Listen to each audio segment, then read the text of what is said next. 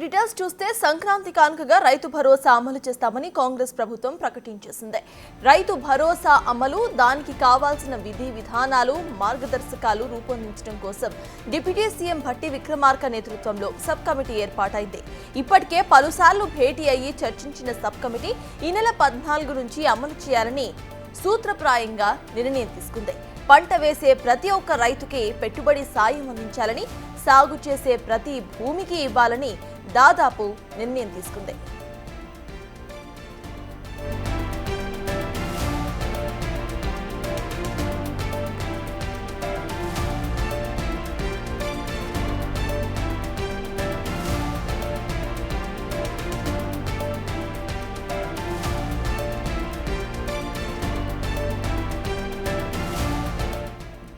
ఇక ఇందుకోసం రైతుల నుంచి 5, 6, 7 తేదీల్లో దరఖాస్తులను స్వీకరించాలని ఆలోచిస్తోంది ప్రభుత్వం. గ్రామ సభలను నిర్వహించి రైతు భరోసా గురించి విస్తృతంగా ప్రచారం చేయాలని సబ్ కమిటీ భావిస్తోంది. రేపు జరగబోయే మంత్రివర్గ సమావేశంలో సబ్ కమిటీ సమర్పించే నివేదికను, అందులో సిఫార్సులపై కూడా చర్చ జరిగిన తరువాతనే ప్రభుత్వం తుది నిర్ణయాన్ని ప్రకటించబోతోంది.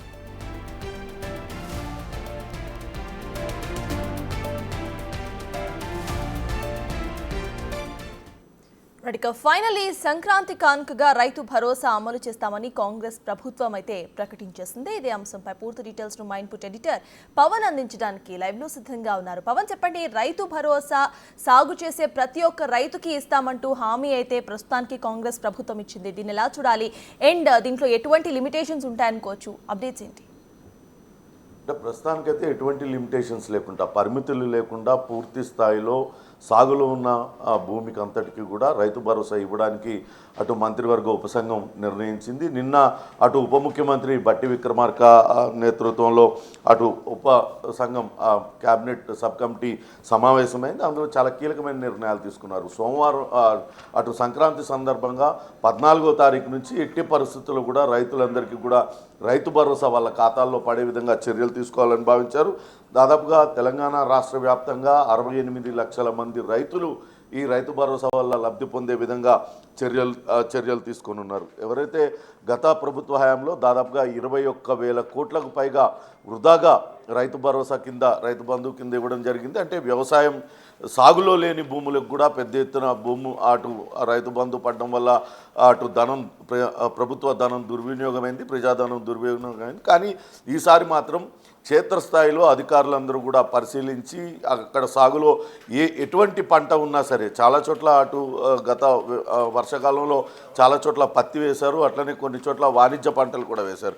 ఎటువంటి వరే కాకుండా ఎటువంటి పంటలున్నా వాటిలన్నిటికీ కూడా ఈ రైతు భరోసా వర్తింపచేయాలంటూ అటు నిన్న మంత్రివర్గ ఉపసంఘం నిర్ణయించింది. దీనికోసం అటు గ్రామ సభలు నిర్వహించాలని కూడా చెప్తుంది. 5, 6, 7 తారీఖుల్లో ప్రతి గ్రామంలో గ్రామ సభ నిర్వహించుకొని అందులో లబ్ధిదారులందరూ కూడా అక్కడే దరఖాస్తులు ఇచ్చే విధంగా ఆ దరఖాస్తులన్నింటినీ కూడా వెంటనే స్క్రూటినీ చేసి అర్హులని అందరినీ కూడా ఎంపిక చేయడం ద్వారా అటు మొత్తం అందరు రైతులకి ఇవ్వాలని భావిస్తుంది. ఈ రైతు భరోసా పథకం ద్వారా దాదాపుగా 1,20,00,000 ఎకరాలలో పంట పండించే రైతులందరికీ, అంటే 68 లక్షల మంది రైతులు 1,20,00,000 ఎకరాల భూమికి సంబంధించిన భూమికి ఈ రైతు భరోసా అంతా కూడా పదే విధంగా చర్యలు తీసుకున్నారు. అయితే ఇప్పటికే అటు హైదరాబాద్ కావచ్చు, అట్లనే పట్టణాలుగా అభివృద్ధి చెందిన ప్రాంతాల్లో కూడా అటు చాలా వ్యవసాయేతర భూములుగా మార్చుకున్నప్పటికీ పట్టేదారు పాస్బుక్కుల్లో ఇంకా కూడా అవన్నీ కూడా వ్యవసాయ భూములుగానే చూపిస్తున్నాయి. వాటిలన్నింటినీ పట్టాదారు పాస్బుక్కుల నుంచి తొలగించాలని కూడా నిర్ణయించారు. ఎందుకంటే ఇప్పటికీ చాలా చోట్ల గత ప్రభుత్వ హయాంలో వాటిలన్నింటినీ భవనాలు కట్టేసి వ్యవసాయం చేయకుండా కానీ వాటిలన్నిటికీ కూడా రైతు బంధు పథకం అదంతా పడింది. కాబట్టి వాటిని తొలగించడం ద్వారా అర్హులైన రైతులకు మాత్రమే నేరుగా రైతు భరోసా అందే విధంగా అటు చర్యలు తీసుకుంది.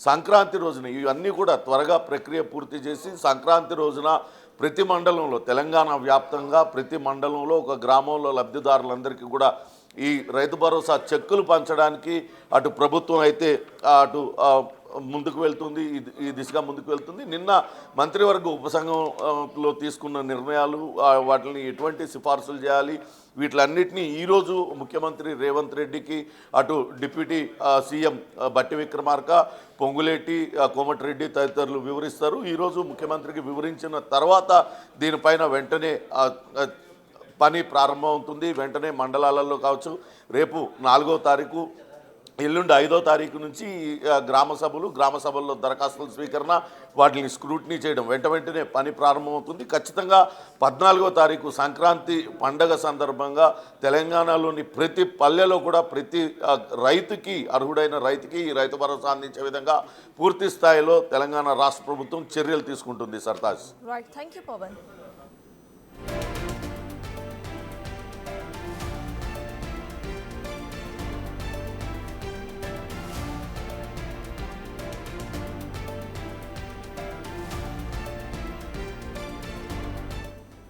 ఇక ఇప్పటికే సబ్ కమిటీ రాష్ట్రంలో రైతుల వారీగా భూముల డీటెయిల్స్, కావాల్సిన నిధులపై అధికారుల నుంచి వివరాలను సేకరించింది. బీఆర్ఎస్ హయాంలో 1,52,00,000 ఎకరాలకు ఎకరానికి 5,000 చొప్పున 7,624 కోట్లను పెట్టుబడి సాయంగా అందించింది. ఇందులో రియల్ ఎస్టేట్ వెంచర్లకు, గుట్టలకు, ఇక పడావు భూములకు, హైవేలకు కూడా ఇతర నాన్ అగ్రికల్చరల్ ల్యాండ్స్కు ఈ డబ్బు మొత్తం అందింది. అయితే కాంగ్రెస్ ప్రభుత్వం మాత్రం సాగు చేసే భూములకు మాత్రమే పెట్టుబడి సాయం అందించాలని నిర్ణయం తీసుకుంది.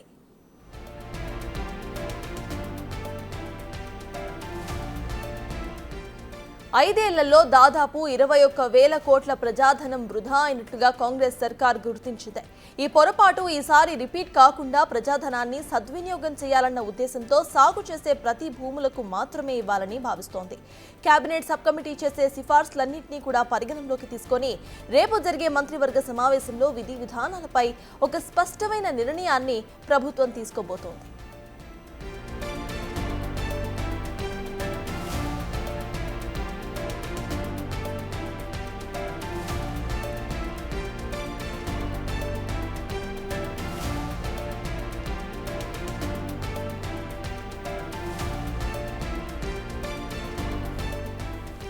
అయితే ఎకరాల పరిమితి లేకుండా పంటలు వేసే వారందరికీ కూడా రైతు భరోసా అందించాలని నిర్ణయించినట్టు తెలుస్తోంది.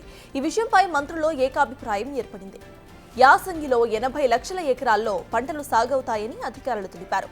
వానాకాలంలో వేసిన 40 లక్షల ఎకరాల పత్తి ఇంకా ఉందని చెప్పారు.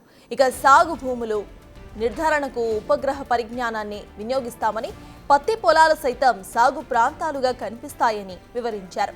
ఏ పంట ఉన్నా సరే శాటిలైట్ సర్వే ప్రాతిపదికన మొత్తం 1.20 కోట్ల ఎకరాలకు పథకం వర్తింపజేయాలని సూచించారు. ఈ లెక్కన 68 లక్షల మంది రైతులు లబ్ధి పొందే వీలుంటుంది.